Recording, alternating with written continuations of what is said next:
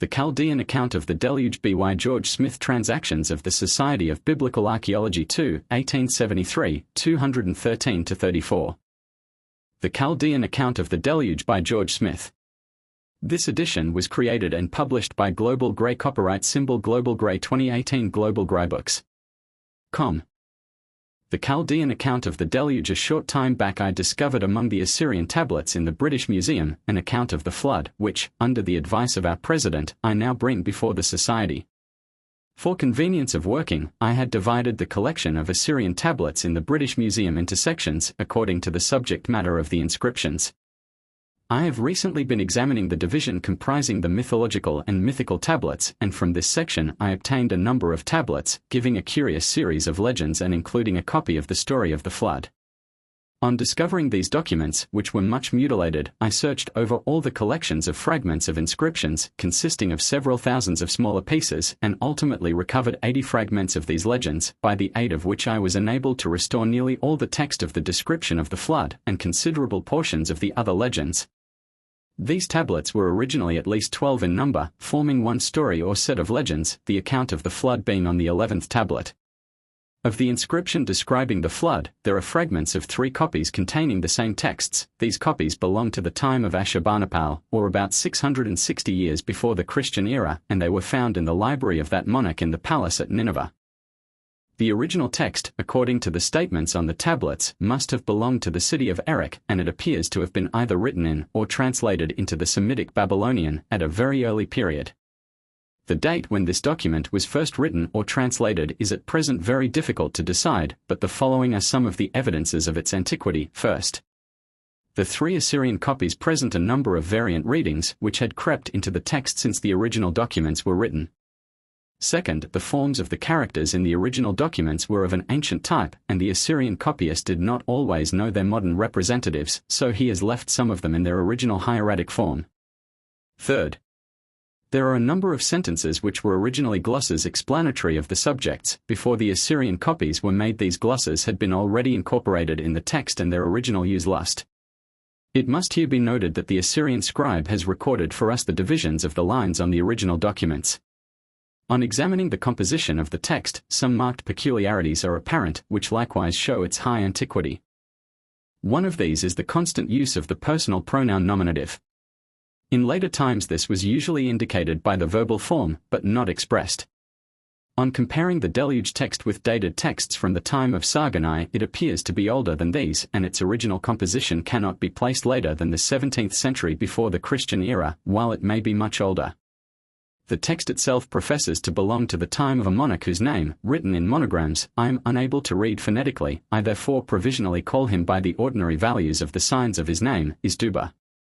Izduba, from the description of his reign, evidently belonged to the mythical period. The legends given in these tablets, the offer of marriage made to him by the goddess Ishtar, the monsters living at the time, Izduba's vision of the gods, his journey to the translated Sisset, with a curious account of a mythical conquest of Erech when the gods and spirits inhabiting that city changed themselves into animals to escape the fury of the conqueror. All these things and many others show the unhistorical nature of the epoch.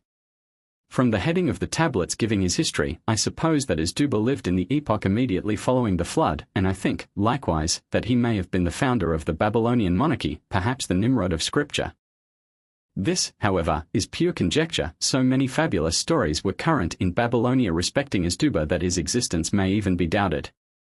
The fragments of the history of Izduba, so far as I have at present examined them, remind me of the exploits and labors of Hercules, and, on the supposition that our present version of Berosus is correct as to dates, Izduba may have been placed about 30,000 years before the Christian era.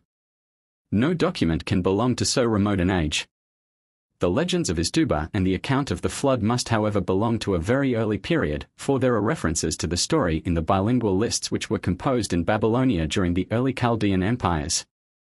The question might here be asked, how is it that we find an early Chaldean document from Erech transported to Nineveh, copied, and placed in the royal library there? On this point we can show that it was a common custom for the Assyrians to obtain and copy Babylonian works, and a considerable portion of Assyrian literature consists of these copies of older standard writings. Ashurbanipal, the Assyrian monarch in whose reign the Deluge tablets were copied, had intimate relations with the city of Erech. Erech remained faithful to him when the rest of Babylonia revolted, and to this city Asurbanipal restored the famous image of the goddess Nana, which had been carried away by the Elamites 1,635 years before. In order properly to understand the reason why the narrative of the flood is introduced into the story, it will be necessary to give a short account of the tablets which precede it before giving the translation of the Deluge inscription itself. It appears that Asduba, the hero of these legends, flourished as before stated in the mythical period soon after the flood, and the center of most of his exploits was the city of Erech, now called Warka, which must have been one of the most ancient cities in the world. For cities only are mentioned in these inscriptions: Babel, Erech, Suripak, and Nippur. Two of these, Babel and Erech, are the first two capitals of Nimrod, and the last one, Nippur, according to the Talmud, is the same as Calneh, the fourth city of Nimrod. Of the first 5 tablets of the history of Asduba I have not recognized any fragments, but in the mass of material which I have collected it is possible that some portions may belong to this part of the story. The following passage forms the opening of the 6th tablet and shows the style of the writing. Before giving the translation, I must notice that in various places the tablets are broken and the texts defective. As I cannot point out each of these defective passages, I will endeavor to indicate them by pausing in my reading. 1. Belesu, he despised Belesu. 2. Like a bull his country he ascended after him. 3. He destroyed him, and his memorial perished. 4. The country was subdued, and after he took the crown. 5. Asduba put on his crown, and after he took the crown. 6. For the favor of Asduba, the princess Ishtar lifted her eyes. 7. And she spake thus: Asduba, thou shalt be husband. 8. Thy word me shall bind in bonds. 9. Thou shalt be husband, and I will be thy wife. 10. Thou shalt drive in a chariot of Acne stone and gold. 11. Of which its body is gold and splendid its pole. 12. Thou shalt ride in days of great glory. 13. To Bidani, in which is the country where the pine trees grow. 14. Bidani at thy entrance. 15. To the Euphrates shall kiss thy feet. 16. There shall be in subjection under thee kings, lords, and princes. 17. The tribute of the mountains and plains they shall bring to thee, taxes. 18. They shall give thee, thy herds and flocks shall bring forth twins. 19. The mule shall be swift. 20. In the chariot shall be strong and not weak. 21. In the yoke a rival shall not be permitted. Ishtar, who was the same as Venus, was queen of beauty, but somewhat inconstant, for she had already a husband, a deity, called the Son of Life. She however led her husband a poor life, and of this Asduba reminds her in his answer to her offer. One of the next exploits of Asduba and Hebene his servant was the conquest of the winged bull, a monster supposed to have existed in those days, but I must pass over this and other matters, to approach the subject of the flood. In course of time Asduba, the conqueror of kings and monsters, the ruler of peoples, fell into some illness and came to fear death, man's last great enemy. Now, the Babylonians believed in the existence of a patriarch named Siset, the Xisuthros of the Greeks, who was supposed to have been translated and to have attained to immortality without death. Asduba, according to the notions of the time, resolved to seek Siset, to ascertain how he became immortal, that he might attain to a similar honor. The passage reads as follows: 1. Asduba to Hebene his servant. 2. Bitterly lamented and lay down on the ground. 3. I the account took from Hebene. And 4. Weakness entered into my soul. 5. Death I feared and I lay down on the ground. 6. To find Siset son of Ubaratudu. 7. The road I was taking and joyfully I went. 8. To the shadows of the mountains I took at night. 9. The gods I saw and I feared. 10. To sin I prayed. 11. And before the gods my supplication came. 12. Peace they gave unto me. 13. And they sent unto me a dream. The dream of Asduba is unfortunately very mutilated, few fragments of it remaining, and his subsequent journey is not in much better condition. It appears that he went through a number of adventures, and 3 men are represented, in one place, to be telling each other the story of these adventures. After long wanderings, Asduba falls into company with a seaman named Obamsi, a name similar to the Orchamus of the Greeks. Asduba and Uhamsi fit out a vessel to continue the search for Siset, and they sail along for a month and 15 days and arrive at some region near the mouth of the Euphrates, where Siset was supposed to dwell. In this journey by water there are fresh adventures, and, in their course, Uhamsi tells Asduba of the waters of death, of which he states, "The waters of death thy hands will not cleanse." At the time when Asduba and Uhamsi are approaching him, Siset is sleeping. The tablet here is too mutilated to inform us how they came to see each other, but it appears probable from the context that Sisset was seen in company with his wife, a long distance off, separated from Isduba by a stream. Unable to cross this water which divided the mortal from the immortal, Isduba appears to have called to Sisset and asked his momentous question on life and death. The question asked by Isduba and the first part of the answer of Sisset are lost by the mutilation of the tablet. The latter part of the speech of Sisset, which is preserved, relates to the danger of death, its universality, and c. It winds up as follows: the goddess Mamitu, the maker of fate, to them their fate has appointed, she has fixed death and life, but of death the day is not known. These words, which close the first speech of Sisset, bring us to the end of the 10th tablet. The next one, the 11th, is the most important of the series, as it contains the history of the flood. The 11th tablet opens with a speech of Isduba, who now asked Sisset how he became immortal, and Sisset, fit answering, relates the story of the flood and his own piety as the reason why he was translated.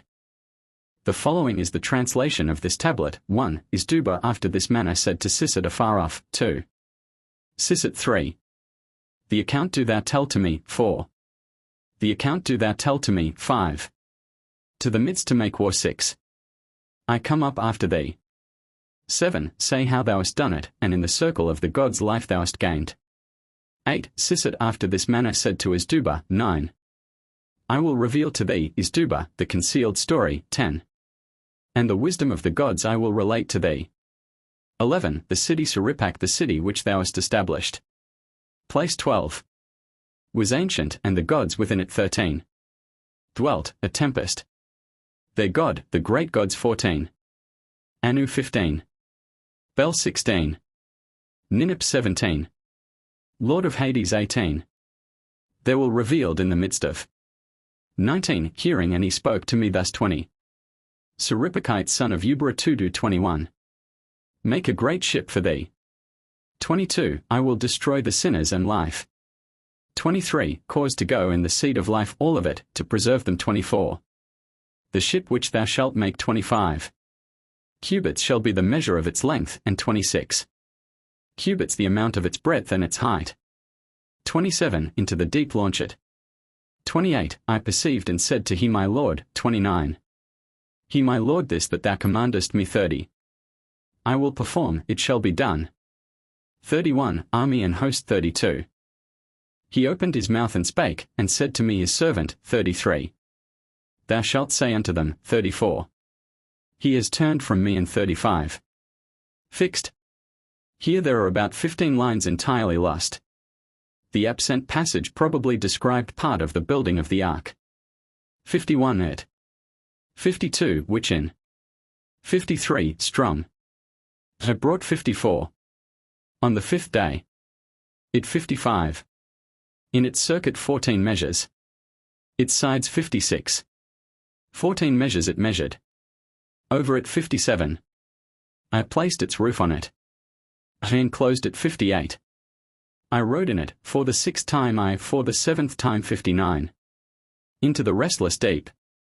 For the time 60.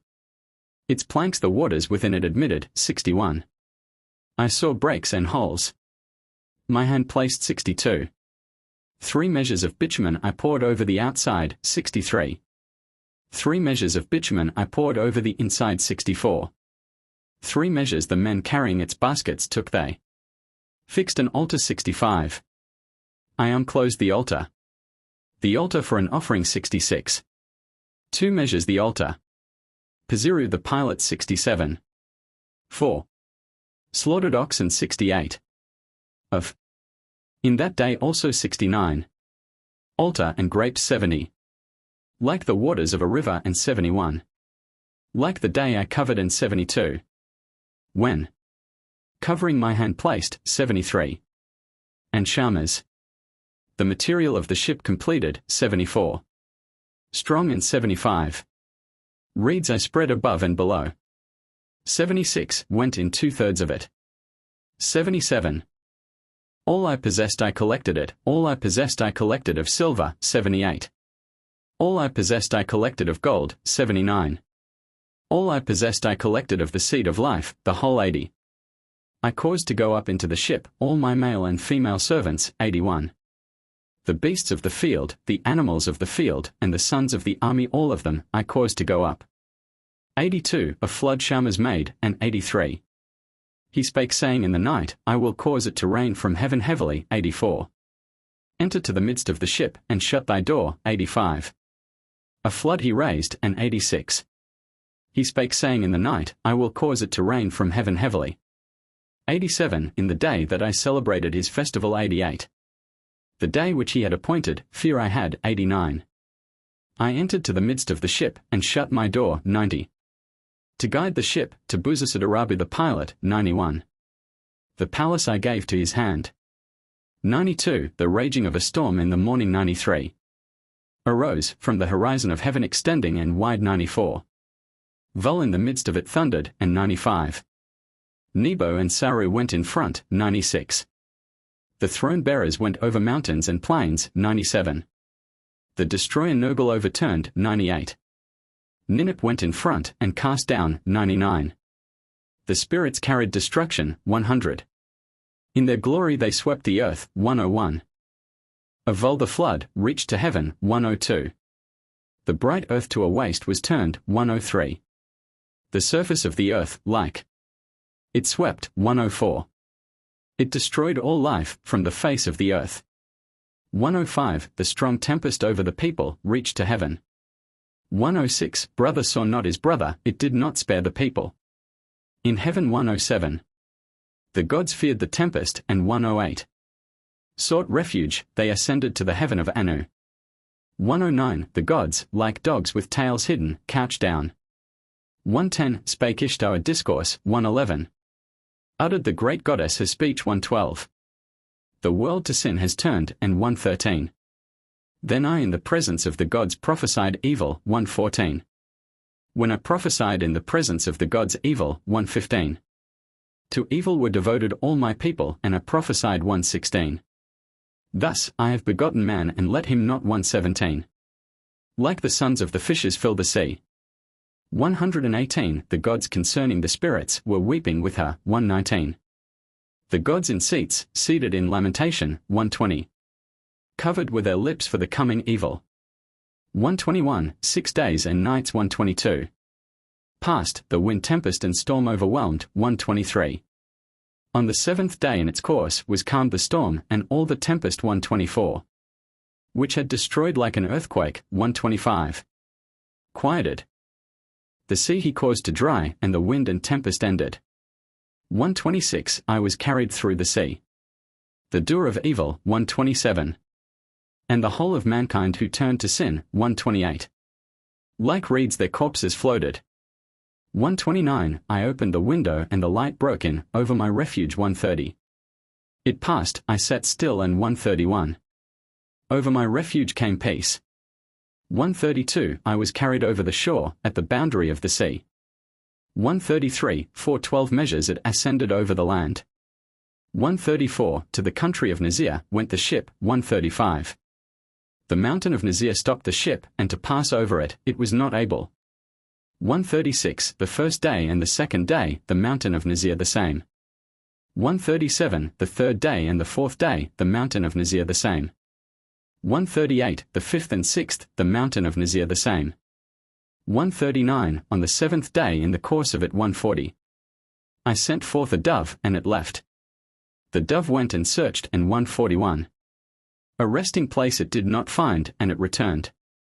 142. I sent forth a swallow, and it left. The swallow went and searched. And 143. A resting place it did not find, and it returned. 144. I sent forth a raven, and it left. 145. The raven went, and the corpses on the waters it saw. And 146. It did eat, it swam, and wandered away, and did not return. 147. I sent the animals forth to the four winds, I poured out a libation. 148. I built an altar on the peak of the mountain. 149. By sevens herbs I cut. 150. At the bottom of them I placed reeds, pines, and simgar. 151. The gods collected at its burning, the gods collected at its good burning. 152. The gods like flies over the sacrifice gathered. 153. From of old also, the great God in his course. 154. The great brightness of Arm had created, when the glory 155. Of these gods, as of Uknir stone, on my countenance I could not endure, 156. In those days I prayed that for ever I might not endure. 157. May the gods come to my altar, 158. May Bel not come to my altar, 159.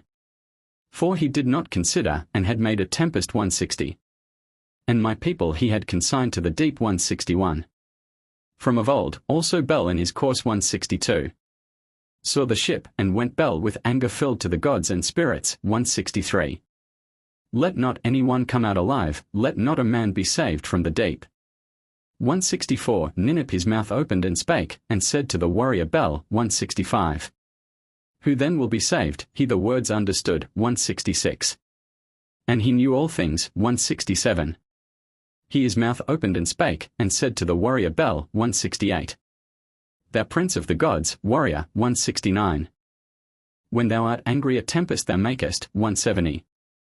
The doer of sin did his sin, the doer of evil did his evil, 171. May the exalted not be broken, may the captive not be delivered, 172. Instead of thee making a tempest, may lions increase and men be reduced, 173. Instead of thee making a tempest, may leopards increase and men be reduced, 174. Instead of thee making a tempest, may a famine happen and the country be destroyed, 175. Instead of thee making a tempest, may pestilence increase and men be destroyed.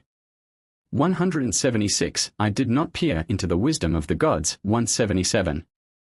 Reverent and attentive a dream they sent, and the wisdom of the gods he heard. 178. When his judgment was accomplished, Bel went up to the midst of the ship, 179. He took my hand and brought me out, me 180. He brought out, he caused to bring my wife to my side, 181. He purified the country, he established in a covenant and took the people, 182. In the presence of Sisad and the people. 183. When Sisad and his wife and the people to be like the gods were carried away, 184. Then dwelt Sisad in a remote place at the mouth of the rivers. 185. They took me and in a remote place at the mouth of the rivers they seated me. 186. When to thee whom the gods have chosen thee, and 187. The life which thou hast sought after, thou shalt gain, 188. This do, for 6 days and 7 nights, 189. Like I say also, in bonds bind him, 190. The way like a storm shall be laid upon him. 191. Sisad after this manner said to his wife, 192. I announce that the chief who grasps at life, 193. The way like a storm shall be laid upon him. 194. His wife after this manner said to Sisad afar off, 195. Purify him and let the man be sent away, 196. The road that lie came, may he return in peace, 197. The great gate open, and may he return to his country. 198. Sisad after this manner said to his wife, 199. The cry of a man alarms thee, 200. This do, his scarlet cloth place on his head. 201. And the day when he ascended the side of the ship, 202.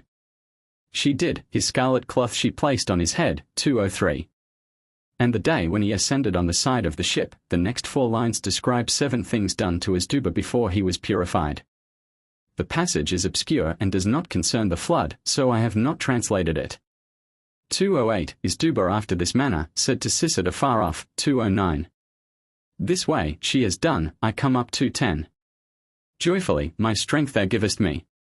211. Sisad after this manner said to Azduba, 212.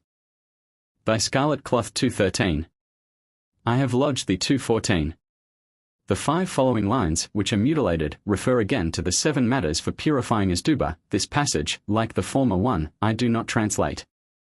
219. Azduba after this manner said to Sisad afar off, 220. Sisad, to thee may we not come.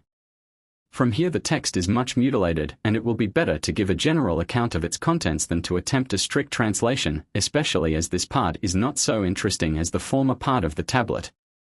Lines 221 and 223 mention someone who was taken and dwelt with death. Lines 224 to 235 gives a speech of Sisad to the seaman Yuhamsi, directing him how to cure Azduba, who, from the broken passages, appears to have been suffering from some form of skin disease. Azduba was to be dipped in the sea, when beauty was to spread over his skin once more. In lines 236 to 241 the carrying out of these directions and the cure of Isduba are recorded. The tablet then reads as follows, 242. Isduba and Yuhamsi rowed in the boat 243.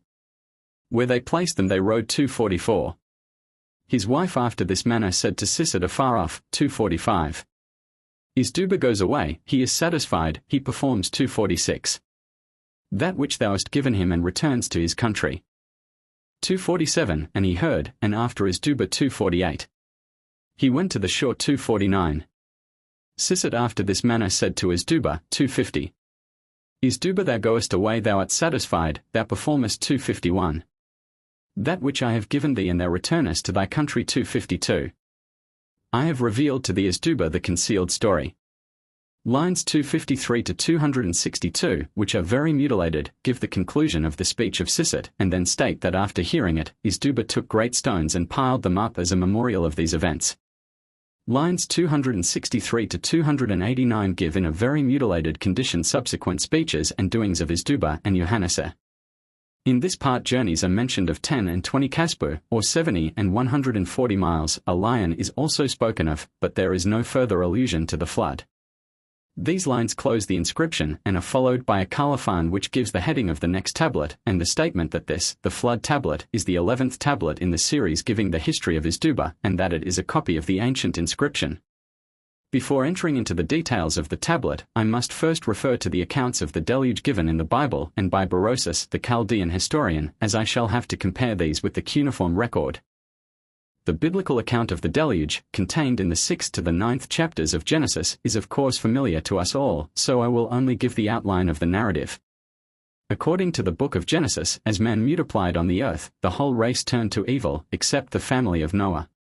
On account of the wickedness of man, the Lord determined to destroy the world by a flood, and gave command to Noah to build an ark, 300 cubits long, 50 cubits broad, and 30 cubits high. Into this ark Noah entered according to the command of the Lord, taking with him his family, and pairs of each animal. After 7 days the flood commenced in the 600th year of Noah, the 17th day of the 2nd month, and after 150 days the ark rested upon the mountains of Ararat, on the 17th day of the 7th month. We are then told that after 40 days Noah opened the window of the ark and sent forth a raven which did not return. He then sent forth a dove, which finding no rest for the sole of her foot, returned to him. 7 days after he sent forth the dove a second time, she returned to him with an olive leaf in her mouth. Again, after 7 days, he sent forth the dove which returned to him no more. The flood was dried up in the 601st year, on the 1st day of the 1st month, and on the 27th day of the 2nd month, Noah removed from the ark and afterwards built an altar and offered sacrifices. The Chaldean account of the flood, as given by Berosus, I have taken from Koi's Ancient Fragments, pages 26 to 29, as follows: After the death of Ardates, his son Zethus reigned 18 Sari. In his time happened a great deluge, the history of which is thus described. The deity, Kronos, appeared to him in a vision, and warned him that upon the 15th day of the month Decius there would be a flood, by which mankind would be destroyed. He, therefore, enjoined him to write a history of the beginning, procedure, and conclusion of all things, and to bury it in the city of the sun at Sippara, and to build a vessel, and take with him into it his friends and relations, and to convey on board everything necessary to sustain life, together with all the different animals, both birds and quadrupeds, and trust himself fearlessly to the deep. Having asked the deity whither he was to sail, he was answered, to the gods, upon which he offered up a prayer for the good of mankind. He then obeyed the divine admonition, and built a vessel 5 stadia in length and 2 in breadth. Into this he put everything which he had prepared, and last of all conveyed into it his wife, his children, and his friends.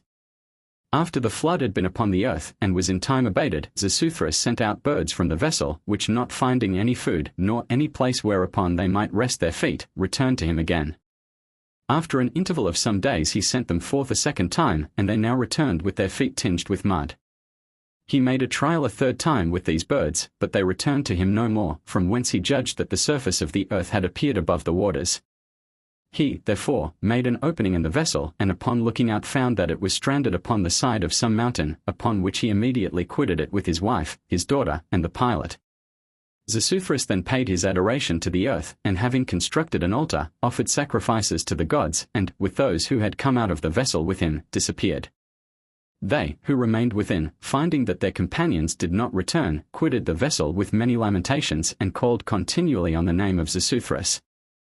Him they saw no more, but they could distinguish his voice in the air, and could hear him admonish them to pay due regard to religion, and likewise informed them that it was upon account of his piety that he was translated to live with the gods, that his wife, and daughter, and the pilot, had obtained the same honor. To this he added that they should return to Babylonia, and as it was ordained, search for the writings at Sippara, which they were to make known to all mankind, moreover, that the place wherein they were was the land of Armenia. The rest, having heard these words, offered sacrifices to the gods, and taking a circuit, journeyed towards Babylonia. The vessel being thus stranded in Armenia, some part of it yet remains in the Corcyraean mountains. In pages 33 and 34 of Koi's fragments there is a second version, as follows, and then Xisuthros. To him the deity of Kronos foretold that on the 15th day of the month Decius there would be a deluge of rain, and he commanded him to deposit all the writings whatever which were in his possession in the city of the sun at Sippara. Xisuthros, when he had complied with these commands, sailed immediately to Armenia, and was presently inspired by God. Upon the third day after the cessation of the rain Xisuthros sent out birds, by way of experiment, that he might judge whether the flood had subsided. But the birds passing over an unbounded sea, without finding any place of rest, returned again to Xisuthros. This he repeated with other birds. And when upon the third trial he succeeded, for the birds then returned with their feet stained with mud, the gods translated him from among men. With respect to the vessel, which yet remains in Armenia, it is a custom of the inhabitants to form bracelets and amulets of its wood. There are several other accounts of the flood in the traditions of different ancient nations. These, however, are neither so full nor so precise as the account of Berosus, and their details so far as they are given differ more from the biblical narrative, so I shall not notice them now, but pass at once to the examination of the text. In comparing the text of the Deluge tablet with the accounts in the Bible and Berosus, the first point that meets us is the consideration of the proper names. This is the least satisfactory part of the subject, for, while the Greek forms show variant readings and have evidently been corrupted, the cuneiform names on the other hand, being written mostly in monograms, are difficult to render phonetically. The father of the hero of the flood bears in the inscriptions the name Ubaratudu, which ought to correspond to one of the Greek forms, Otiates or Ardates. The resemblance however cannot be called a close one. The hero of the flood I have provisionally called Sisit. He corresponds, of course, to the Greek Xisuthros, but no comparison of the two names can be made until we know the phonetic reading of the cuneiform name. Neither the cuneiform nor the Greek names appear to have any connection with the biblical Lamech and Noah. In the opening of the account of the flood there is a noticeable difference between the cuneiform and biblical narratives, for while in the Jewish account one god only is mentioned, the cuneiform inscription mentions all the principal gods of the early Babylonian pantheon as engaged in bringing about the flood. The cuneiform account agrees with the biblical narrative in making the deluge a divine punishment for the wickedness of the world. This point is omitted in the Greek accounts of Berosus. The gods having resolved on the deluge, the deity whom we have hitherto provisionally called he announces the coming event to Sisit. Now, in the account of Berosus, the god who announces the deluge is stated to be Kronos, so this passage gives us the cuneiform name of the deity identified by the Greeks with Kronos. The Greek account states that the communication of the coming deluge was made in a dream. From the context it is probable that the cuneiform account stated the same, but the text is here mutilated so that the point cannot be decided. The dimensions of the vessel in the inscription are unfortunately lost by a fracture which has broken off both numbers. The passage, which is otherwise complete, shows that the dimensions were expressed in cubits as in the biblical account, but while Genesis makes the ark 50 cubits broad and 30 cubits high, the inscription states that the height and breadth were the same. The greater part of the description of the building of the ark is lost. In the latter part of the account which is preserved, there is mention of the trial of the vessel by launching it into the sea, when defects being found which admitted the water, the outside and inside were coated with bitumen. These details have no parallel either in the Bible or Berosus. The description of the filling of the ark agrees in general with the two other accounts, but it differs from Genesis in not mentioning the sevens of clean animals and including others beside the family of the builder. The month and day when the deluge commenced, which are given in the Bible and Berosus, are not mentioned in the text, unless the fifth day, mentioned in a mutilated passage, is part of this date. The description of the flood in this inscription is very vivid. It is said to have been so terrible that the gods, fearing it, ascended to the heaven of Am, that it is the highest and furthest heaven. The destruction of the human race is recorded, and the corpses of the wicked are said to have floated on the surface of the flood. With regard to the duration of the deluge, there appears to be a serious difference between the Bible and the inscription. According to the account in the book of Genesis, the flood commenced on the 17th day of the second month. The ark rested on Ararat after 150 days on the 17th day of the seventh month, and the complete drying up of the flood was not until the 27th day of the second month in the following year. The inscription, on the other hand, states that the flood abated on the seventh day, and that the ship remained 7 days on the mountain before the sending out of the birds. On this point it must be remarked that some biblical critics consider that there are two versions of the flood story in Genesis itself, and that these two differ as to the duration of the flood. The Greek account of Berosus is silent as to the duration of the deluge. With regard to the mountain on which the ark rested, there is a difference between the Bible and the inscription, which is more apparent than real. The book of Genesis states that the ark rested on the mountains of Ararat. According to the popular notion, this refers to the mountain of Ararat in Armenia, but these mountains may have been anywhere within the ancient territory of Ararat, and some commentators looking at the passage in Berosus where the ark is stated to have rested in the Chaldean mountains have inclined to place the mountain referred to in the Kurdish mountains, east of Assyria. In accordance with this indication, the inscription states that the ship rested on the mountain of Nazir. Now, the position of Nazir can be determined from the inscription of Assur-nazir-pal, king of Assyria. He made an expedition to this region, and starting from an Assyrian city near Arbela, crossed the lower Zab, and marching eastward between latitudes 35 and 36, arrived at the mountains of Nazir. These mountains of Nazir thus lay east of Assyria, but they form part of a series of mountain chains extending to the northwest into Armenia. The vessel being stranded on the mountain, the Bible, Berosus, and the inscription all agree that trial was made by birds in order to ascertain if the flood had subsided, but in the details of these trials there are curious differences in all three narratives. According to the book of Genesis, a raven was sent out first, which did not return. A dove was sent next, which finding no resting place returned to Noah.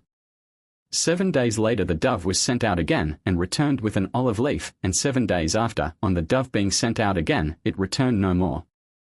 The account of Berosus mentions the sending out of the birds, but does not mention what kinds were tried.